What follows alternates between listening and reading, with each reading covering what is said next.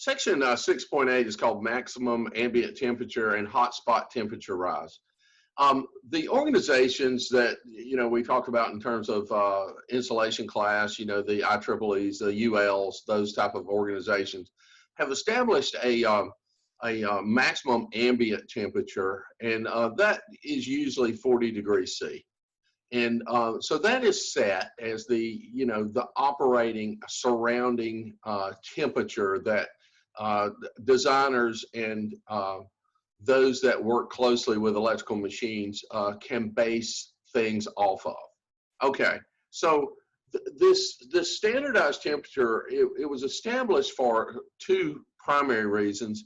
Number one, it tells us in the text that it enables manufacturers to foresee worst ambient temperature conditions and and anticipate that in terms of what these electrical machines might be exposed to. And then the other thing, it says it allows manufacturers to standardize the size of their machines to give performance guarantees. So, that's very important when you're working in this world. You need this standardization that to be there, so that you can rest assured that one particular product from say ABB is going to be comparable to a similar product that is designed by Siemens or General Electric or someone. So you need the standardization across the industry, and these types of things are the background, the foundation on which these standards can be established. Goes on to say that the temperature within a particular electrical machine can vary from place to place in the machine. And that's probably, we can think of that, of course, common sense gives us that maybe realization.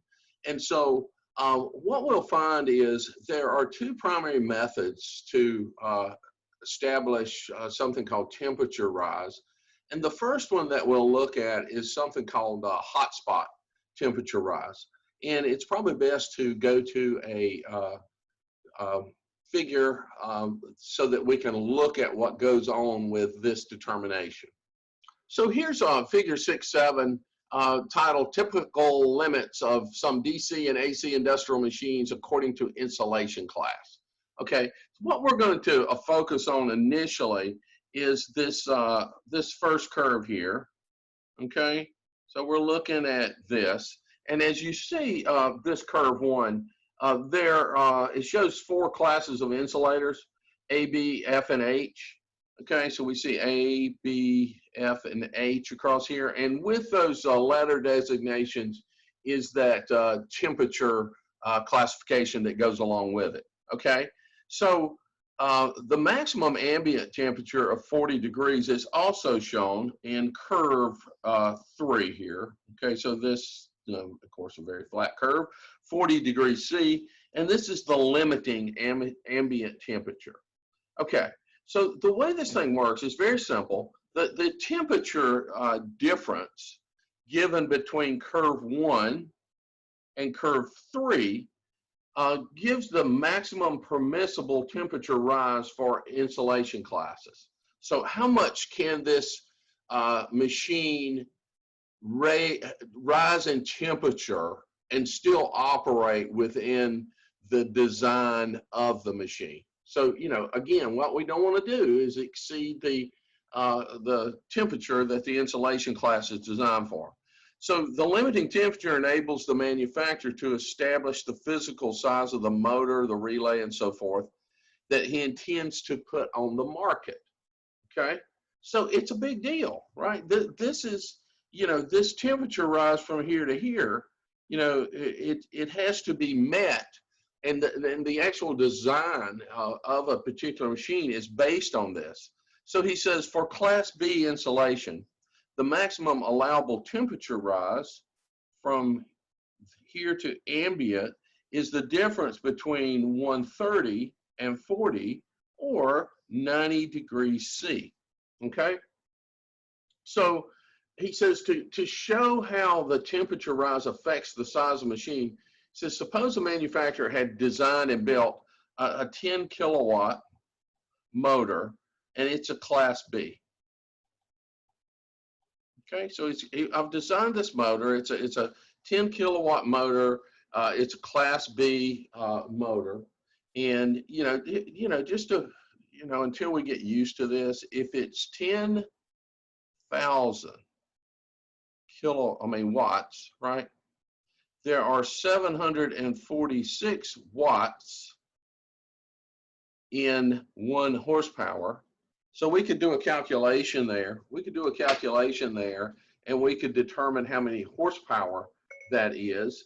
So let's see, what is that going to come out to be? 10,000 divided by 746. So it's about a 13 and a half horsepower motor. Pretty good sized motor. Okay, so anyway, so that's what we have. And so what he's saying here, that you have these temperature detectors, and they're located in strategic points inside the machine, and they record the temperature of the windings. After the temperature is stabilized, and that may take several hours, the hottest temperature is noted, and this is called the hot spot. Okay, so we find the hot spot in the motor, because if any part of the motor exceeds, the rating of it, the machine is not able to operate, in that area. So let's say the hot spot temperature is recorded to be 147 degrees C. The manufacturer would not be permitted to sell his or her product. The reason is that the temperature rose from 40, the base ambient, to 147 or 107 degrees C. And that would exceed the maximum temperature rise allowed for Class B, which again is 90 degrees. So you couldn't say that this was a Class B machine, and you couldn't sell it as a Class B machine. Okay, another consideration, with that, say, on the other hand, this same machine had a hotspot temperature, say the hotspot temperature only reached 100. And then, so what you're looking at with that would be, you'd be going from 40 to 100, or a 60-degree temperature rise. And so, the manufacturer in that case could, look at this a different way. Let's see, am I sharing this with you guys? Timeout here. Okay, gosh, I wasn't showing you this. So, but anyway, say that the hotspot temperature was 100 degrees, right? And we're looking at Class B, then we'd be going from 100 from 40, and that would be a 60 degrees rise. Okay, so you would look at that and say, well, gosh, it's easily within the confines of a Class B, and so the manufacturer could sell it as Class B. But you got to think about something. The manufacturer thinks that he can make a more economical design and still stay within the permissible limits of 90 degrees C for Class B. Okay, so what could he do? Well, one thing he could do, he could reduce the conductor size. Okay, the larger the conductor, the diameter of the conductor, the more space it takes up, the more expensive it is. So he could actually reduce the conductor size and perhaps still stay within the confines of 90 degrees. Or maybe he, and if that's the case, then he reduces the size of the machine, the weight of the machine. He also realizes the reduced conductor size enables him to reduce the size of the slots. Therefore, you can reduce the amount of iron. And thus, by redesigning the motor, the manufacturer ultimately ends up with a machine that operates within the permissible set temperature limits, but he also does it at the lowest cost. Okay, and too often, we get all dialed in on the particulars and the engineering and the science, and so forth and so on. But, you know, at the end of the day, you know, these things are designed in terms of lowest cost efficiencies, those type of things. So he says in practice, and finally in this section, then we'll look at a little quick example. In practice, it's not convenient to carry out performance tests in a controlled ambient temperature of 40 degrees C. The motor is usually loaded to its rated capacity in much lower and more comfortable ambient temperatures. So what is the temperature 40 degrees in something that we're more comfortable with in terms of you know, what is that in Fahrenheit? And pardon me, but I can't remember that little thing. But like so many things, I don't have to anymore, right? Because we have our phones. But 40 degrees C to Fahrenheit is 104 degrees Fahrenheit. Okay, so this is 104 degrees Fahrenheit, and that's pretty warm, right? To be trying to work in an environment where we're doing tests and so forth and so on. So he goes on to say, you know, it's loaded, the motor's loaded to its rated capacity, you know, so that it's outputting, you know, its rated value, and it's loaded up. And then after that happens, you know, it's established that by the standard setting bodies that for testing purposes, the ambient temperature may lie anywhere in between 10 degrees to 40 degrees. If the hottest spot temperature is recorded as before, if the temperature rise under these conditions is equal to or less than the 90, the manufacturer will allow it to sell its product, okay? So I guess what that means is, you know, 40 is the given, but you could also do testing in different conditions, but as long as the rise did not exceed the 90 degrees C, then you were okay with that, all right? And then there's a little quick problem, and we'll go ahead and include this in the video, although this video is getting a little bit long. He says, I have a 75 kilowatt motor.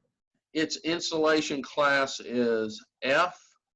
It's operating full load at an ambient of 32 degrees C, okay, which is within the 10 to 40.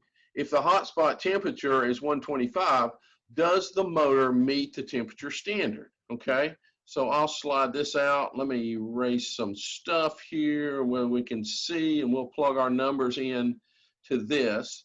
Okay, so we're at 32 degrees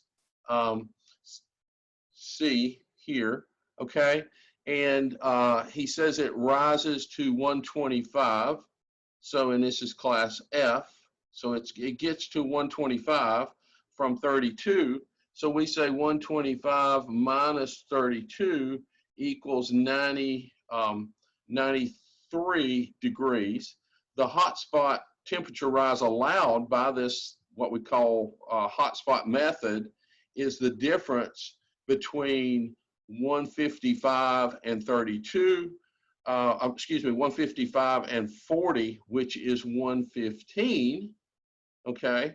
And so indeed, the motor meets the standards for a class F machine, and we could absolutely sell it as that, but we could also, since 115 to 93 is a pretty significant range there, we could actually reduce the size of the motor, or maybe market it more competitively with some of the other things that we were talking about before.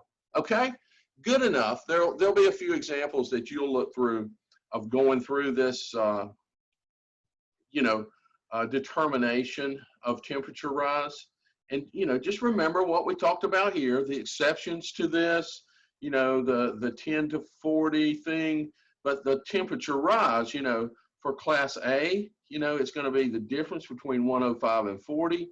B, it's 130 to 40, 155 to 40, and 160, is that 160? I can't read it. That is 180 to 40. And you know, that establishes the temperature rise, although I can still do the test anywhere between 10 and 40. Okay, we'll stop there.